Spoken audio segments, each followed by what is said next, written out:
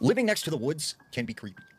It's not for everyone because you will see things, you will hear things. It can get very weird. And there is a particular set of rules that if you find yourself living next to the woods or the forest, that you should follow. Now, the first rule is at nighttime, always lock your doors, always close your curtains.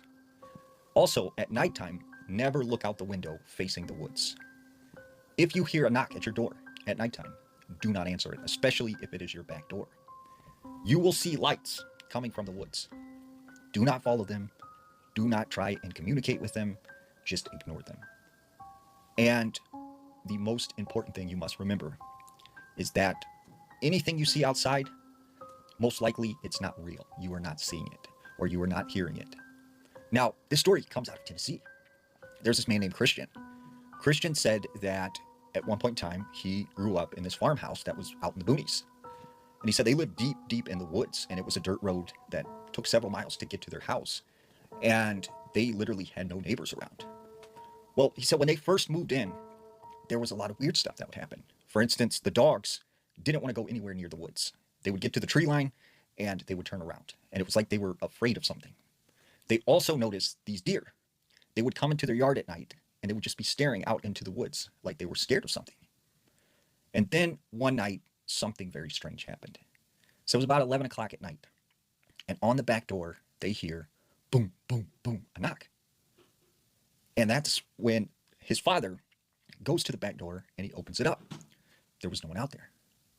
He said as he looked out into the woods, he started to hear screams. And it sounded like someone was in trouble.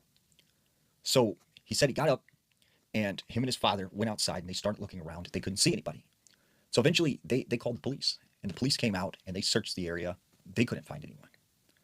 Well, on a regular basis, they started hearing screams outside their house coming from the woods. And every night, something would be knocking on their back door. A few times, they found the back door wide open.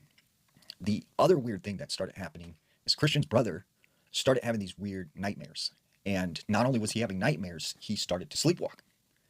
And he would get up from his bed, he'd walk down the hallway into the kitchen and out the back door. And right before he would get into the woods, his dad or his mom would stop him and wake him up. And, this happened several times. Well, eventually his father put up like a camera outside because he was trying to figure out who's knocking on the back door. And one day he looks at the video and he sees his son going out the back door. And he notices he just starts looking around like he's looking for something out in the woods, like something was calling him. And finally, his father comes running out and stops him. So the father started to get really creeped out. He told Christian and his brothers and sisters, do not go out in the woods. And he said that's when one night there was a very loud banging sound coming from the back door. And it was almost like someone was trying to get in this door. So he said his father grabs a baseball bat. He goes to the back door and he opens it. And he looks around and out of the corner of his eyes, he sees something moving in the woods. So he said his father started to make his way towards the wood line. And that's when he sees something run back further into the woods. So his father starts to go into the woods down this trail.